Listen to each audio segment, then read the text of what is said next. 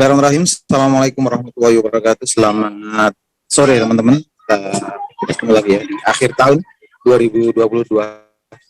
Sebelum kita awali kelas kita sore ini, kita berdoa terlebih dahulu sebagai wujud kesyukuran atas nikmat, rahmat, dan kepahaman dalam mengikuti kelas kita sore ini.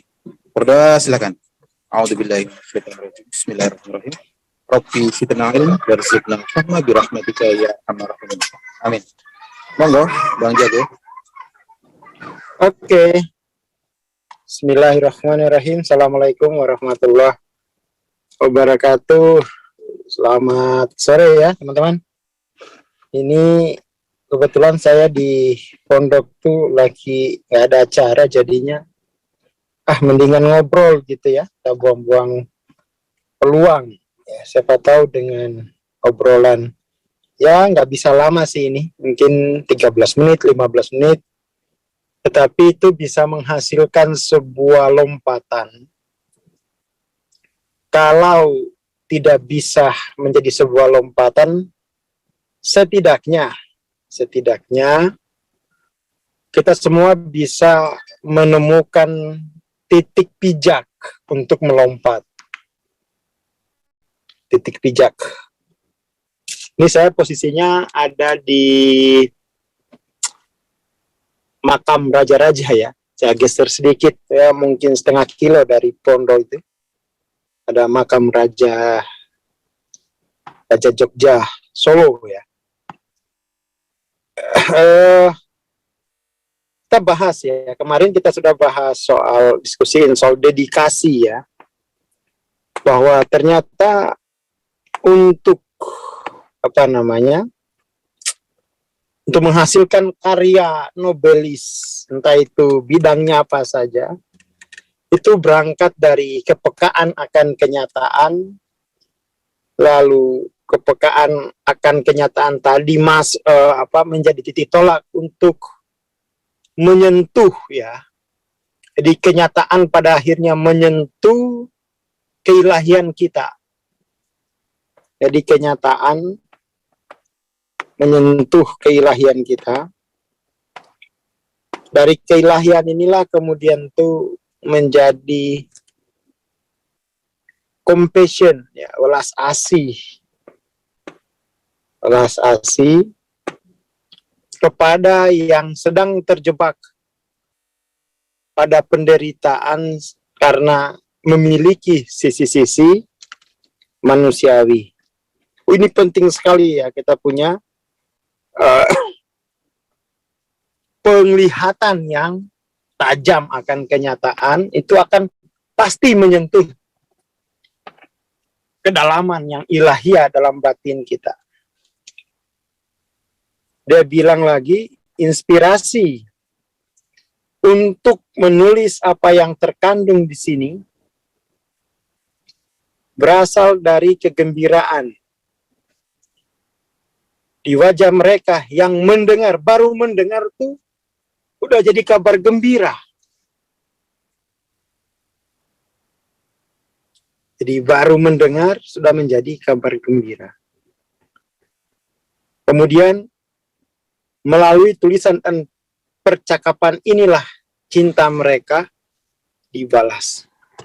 Indahnya kata-kata ini. Jadi bahwa orang yang terjebak di dalam penderitaan ya, itu kan sebenarnya keterjebakan dalam proses itu. Keterjebakan dalam proses yang sedang menuju tujuan. Jadi katakan seperti ini, perjalanan kehidupan itu, atau perjalanan eksistensi. Ya kan, kembali ke sini. Sangkang parang dumadi innalillahi wa inna ilaihi rajiun. Disinilah fase-fase inilah kemudian tuh kita mengalami keterjebakan.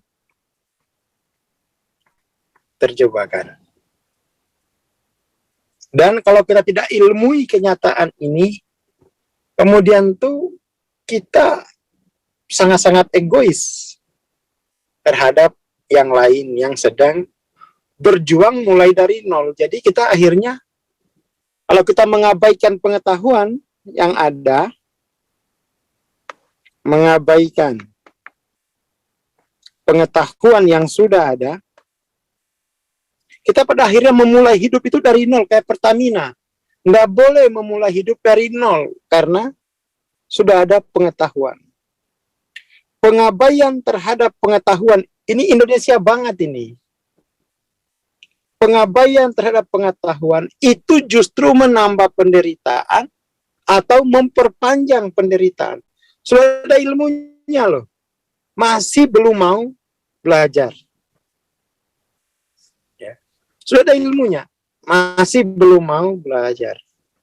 Pengabaian ini, penyangkalan terhadap pengetahuan ini. Indonesia di situ.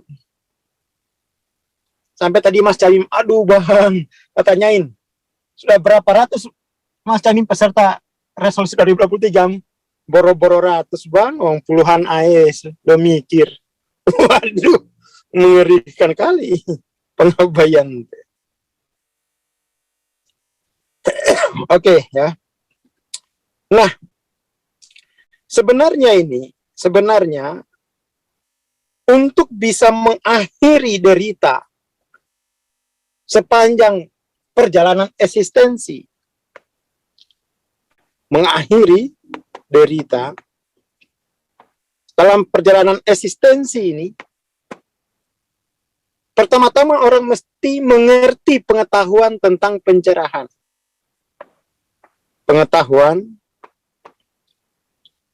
tentang pencerahan.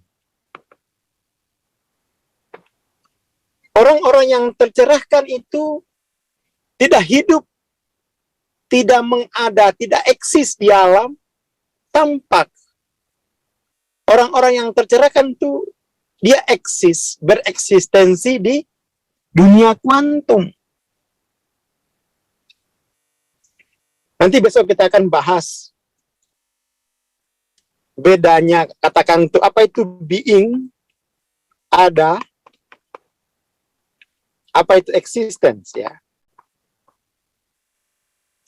Pengalaman ada itu, existence itu kan pengalaman ada. Nah, hal-hal semacam ini kadang-kadang nih belum jelas, ya, belum jelas sehingga orang itu nggak ngerti mulainya dari mana gitu. Kalau being ini menjawab pertanyaan what you are. What you are. Kalau existence menjawab pertanyaan if you are. Jika kamu di sini, apa yang kamu alami? Bagaimana dualitas non-dualitasnya? Itu namanya pengalaman existence. Nah, ini Mas Camim membuat proposal, if you are, ya, jika kamu eksis di dunia kuantum,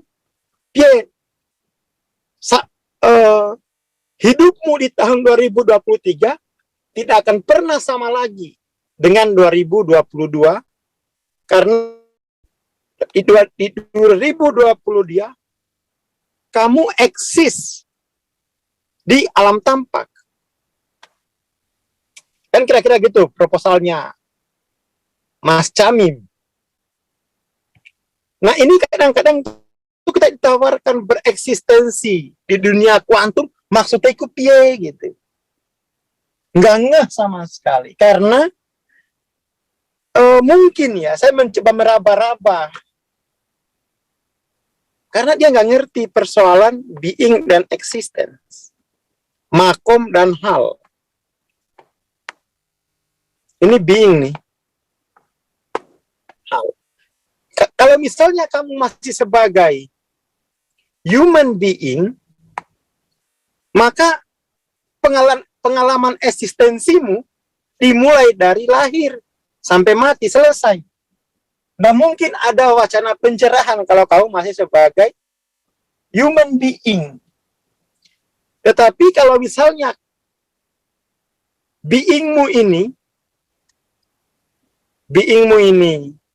kamu transformasikan sebagai spiritual being, maka kamu bisa mengalami kembali seluruh pengalaman eksistensi dari Allah kembali ke Allah. Ini saya enggak bawa cas-cas di pondok, saya tinggal tadi. Ini saya kabur sedikit di mobil ini. Ini lagi 5% ya. Tapi ini maksud saya sore ini itu mau menjelaskan ini gitu. Kenapa orang tidak tertarik untuk belajar? Karena dia nggak ngerti being jangan-jangan itu. Dia nggak ngerti existence. Jadi untuk mengalami dunia kuantum, bereksistensi di dunia kuantum, dia harus mentransformasi ke being-annya gitu. Dari human being sebagai spiritual being, baru dia bisa berkesadaran murni. Begitu kira-kira konsepnya gitu ya. Jadi kita nggak bisa itu mengalami eksistensi di dunia kuantum kalau beingmu itu masih sebagai human being gitu. Kita bisa mengalami dunia kuantum kalau kita beingnya sudah ke spiritual being. Spiritual being bukan yang dimensi 5, dimensi 7. Dimensi 7 itu pure consciousness. Besok kita bahas nih, kita bahas utuh sehingga kita punya konsep hidup ini. Saya kira gitu ya Mas Amim ya. Jadi ini poinnya itu. Ini juga tinggal 5% ini saya. Paling enggak teman-teman ngertilah soal being dan existence. Paling enggak lingkari dua istilah ini. Lalu besok siapkan catatan yang sebagus mungkin untuk menyambut 2023. Mari kita transform dulu being kita, ada kita.